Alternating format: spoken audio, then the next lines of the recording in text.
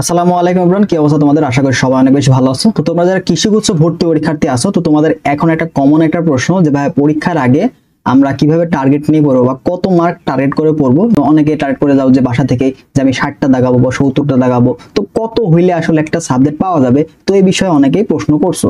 তো টোটালি এই বিষয় নিয়ে আলোচনা করা হবে। টোটাল কাট মার্কটা আসলে কেমন হতে পারে বা কত মার্ক এনশিওর করলে তুমি একটা সাবজেক্ট পাবা, টপ সাবজেক্ট পাওয়ার জন্য তোমার কত মার্ক পাইতে হবে বা কত পজিশনের মধ্যে থাকতে হবে। তো এই বিষয় নিয়ে কিন্তু এই ভিডিওতে আলোচনা করা হবে। তো তোমাদের মনে যাদের এই প্রশ্নগুলো আছে তারা ভিডিওটা দেখতে পারো। তো আগামী 25 তারিখে তোমাদের ভর্তি পরীক্ষা কিন্তু অনুষ্ঠিত হয়ে যাবে। তো বেশি দিন কিন্তু সময় নাই। তো এই অল্প সময়ের মধ্যে তোমাদের প্রিপারেশনটা কিন্তু গুছিয়ে নিতে হবে। তো তুমি যদি আগে থেকে জানো যে আমার এত মার্ক যদি আমি এনশিওর করতে পারি বা পরীক্ষাতে আমার সর্বনিম্ন এতটা মার্ক দাগাইতে হতে পারে, তো অনেকটাই তোমার কিন্তু সহজ হয়ে যায়, তাই না? তো আসলে পরীক্ষার আগে প্রেডিক্ট করা যায় না কাটমার্ক কেমন হতে পারে। এটা পরীক্ষার পরে প্রশ্ন প্যাটার্ন কেমন আসছে এটার উপর ডিপেন্ড করে কিন্তু কাটমার্ক ভ্যারি করতে পারে। যেমন গত বছর যদি আমরা প্রশ্ন দেখি যে কৃষিগুচ্ছের ইতিহাসে কিন্তু সবচেয়ে কঠিন প্রশ্নটা কিন্তু ছিল গত বছর, অর্থাৎ 2022-23-এর যে প্রশ্নটা ছিল সেটা কিন্তু অনেক কঠিন একটা প্রশ্ন ছিল, ঠিক আছে? তো এই প্রশ্নটা কিন্তু মোটামুটি সচরাচর যেমন হয় তেমন একটা প্রশ্ন আসে না। তো প্রশ্নটা হার্ড ছিল, এখানে ম্যাথমেটিক্যাল টার্ম একটু বেশি ছিল। তো অন্যান্য কনসেপ্ট থেকে প্রশ্ন আসছে, শর্টের বাইরে থেকেও কিছু প্রশ্ন ছিল। তো এই বিষয়গুলো নিয়ে প্রশ্নটা কিন্তু মোটামুটি হার্ড ছিল। তো এই ক্ষেত্রে যে কাটমার্ক ছিল সেটা হচ্ছে 89.25, এটা ছিল হচ্ছে টোটাল কাটমার্ক। গত বছরে কাটমার্ক ছিল এটা, অর্থাৎ শেষ মার্কে চান্স হয়েছে। এবং যাদের তোমার দেখছো যে জিপিএ মার্ক ভালো ছিল, অর্থাৎ যাদের তোমার জিপিএ যে মার্কটা আছে, এই জিপিএ মার্ক যাদের 40+ ছিল, তো ওরা যদি তোমার হচ্ছে 45+, আচ্ছা কাটমার্ক, তো এখানে তোমার 50+ যারা পাইছে তারা কিন্তু একটা ভালো ভালো জায়গাতে আছে, ভালো ভালো টপ সাবজেক্টে কিন্তু পড়তে পারতেছে। তো প্রশ্ন যদি কঠিন হয়ে থাকে তো এমন ভাইবো না যে আমি তো পারতেছি না, তাহলে মনে হয় কাটমার্ক অনেক বেশি হবে, তখন তোমরা নেগেটিভ মার্কিং বেশি দাগায় ফেলো। তোমার 50টা সঠিক হয়েছে, আবার তুমি কি করলা 50টা নেগেটিভ মার্ক দাঁড়াইলা, তাহলে 50 থেকে নেগেটিভ মার্কের জন্য কতগুলো কাটা গেল, যার ফলে তোমার কিন্তু চান্স মিস হয়ে যায়। বাট তুমি যদি 50টা দাগায় থামে যাইতা, এখানে যদি সর্বনিম্ন আর কি 10 থেকে 12টা দাগাইতা, তাহলে কিন্তু তোমার চান্সটা হয়ে যেত। তো এরকম ভুল কিন্তু অনেকে করছে। তো এই বছরের ক্ষেত্রে কিন্তু ধারণা করা হচ্ছে, এটা অনেকেই ধারণা করছে যে গত বছরের মতন এরকম কঠিন প্রশ্ন হবে না।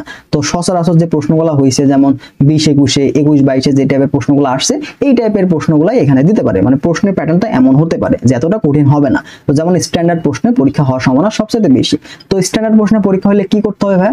তো স্ট্যান্ডার্ড প্রশ্ন মানে কি, যে টাইপগুলো তোমার জানা, যে কনসেপ্টগুলো তোমার জানা শোনা, এই কনসেপ্ট থেকে প্রশ্নগুলো আসে থাকে, একটু মডারেশন হবে, এই টাইপের প্রশ্ন আসলে সেটাকে বলা হয় স্ট্যান্ডার্ড প্রশ্ন।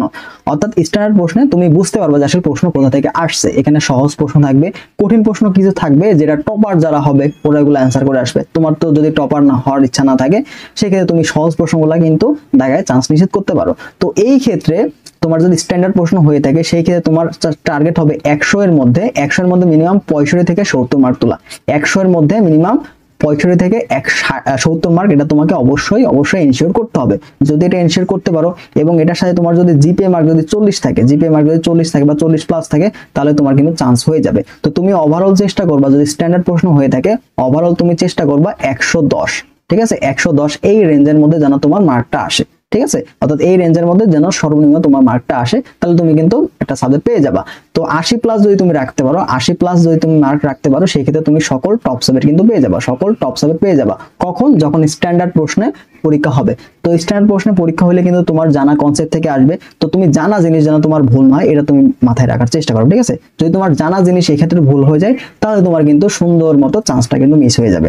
তো এই ক্ষেত্রে জানা জিনিস তোমার ভুল করা যাবে না।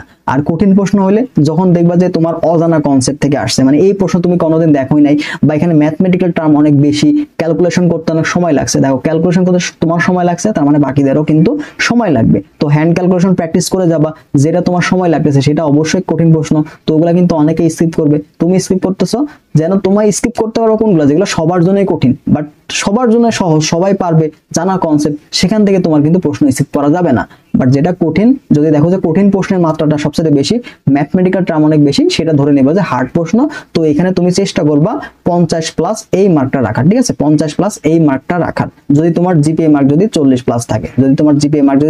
থাকে, সেই ক্ষেত্রে তোমার 50। আর তুমি চেষ্টা করবা যে তোমার 150 এর মধ্যে, তোমার যে টোটাল পরীক্ষা হবে কত, 150 না, এবং 150 এর মধ্যে তোমার যেন 110 এই মার্কটা যেন থাকে, 110 এই মার্কটা তুমি রাখার চেষ্টা করবা। এটা তোমার হবে সবচেয়ে সেফ জোন, ঠিক আছে? সবচেয়ে বেশি সেফ জোন হবে এই মার্কটা। এবার আসো ফর টপ সাবজেক্ট, যদি তুমি টপ করতে চাও, টপ সাবজেক্টের মধ্যে আমরা সবাই দেখি যে তোমরা প্রিফার করো কোথায়, বাংলাদেশ কৃষি বিশ্ববিদ্যালয় আছে, তারপর শেরে বাংলা কৃষি বিশ্ববিদ্যালয়, এই দুইটা যাওয়ার কিন্তু সম্ভাবনা সবচেয়ে বেশি। তো সবাই অনেকেই ঢাকার মধ্যে থাকতে চায়, সেক্ষেত্রে শেরে বাংলাতে কিন্তু অনেকে প্রিফার করে।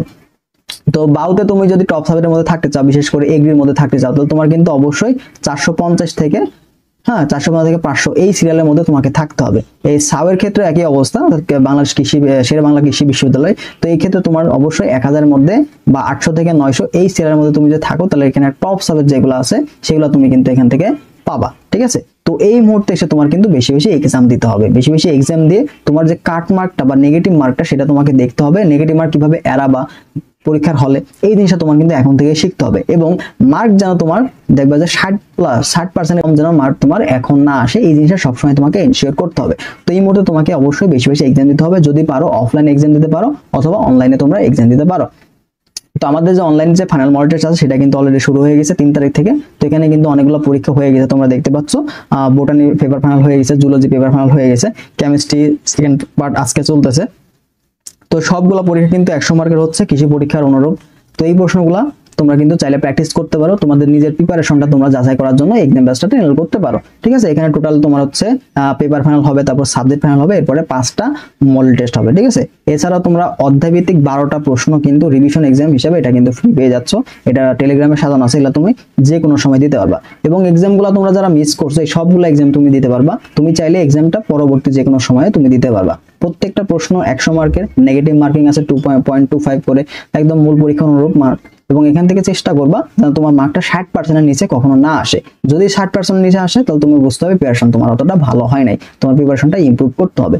তো এই মুহূর্তে তুমি কি করো, বেশি বেশি প্র্যাকটিস করার চেষ্টা করো, ক্লাস বাদ দাও, এখন তোমার ক্লাস করার সময় না, অল্প অল্প ক্লাস করো, যেগুলো তোমার দরকার, যেগুলো তোমার খুবই খারাপ অবস্থা সেগুলো তুমি ক্লাস করো, আর পাশাপাশি চেষ্টা করো বেশি বেশি প্র্যাকটিস করা, নিজের ব্রেনকে বেশি বেশি খাটানোর। এখন তোমার প্র্যাকটিসের সময়, এখন তোমার ক্লাস করার সময় না, ঠিক আছে। সো বেশি বেশি প্র্যাকটিস করো, বেশি বেশি এক্সাম দাও, নিজের ভুলগুলা তুমি এখন ঠিক করো, ঠিক আছে। আর নেগেটিভ মার্কিংটা কমানোর চেষ্টা করো, টাইম ম্যানেজমেন্টটা কিভাবে করবা এই জিনিসগুলো প্র্যাকটিস করো। তো এই কটা জিনিস এখন মেনে চলো, ইনশাআল্লাহ তুমি ভালো কিছু করতে পারবা। তো যারা আমাদের এক্সাম বেসে ভর্তি হতে চাও, ওই যে হোয়াটসঅ্যাপ অথবা টেলিগ্রাম নাম্বার দেওয়া আছে, এটা তোমরা নক করলে আমরা বিস্তারিত তোমাদের জানাই দেবো। তো ঠিক আছে, সবাই ভালো থাকো, যদি কোনো প্রশ্ন থেকে থাকে তোমরা কমেন্ট বক্সে জানাতে পারো। তো আল্লাহ হাফেজ।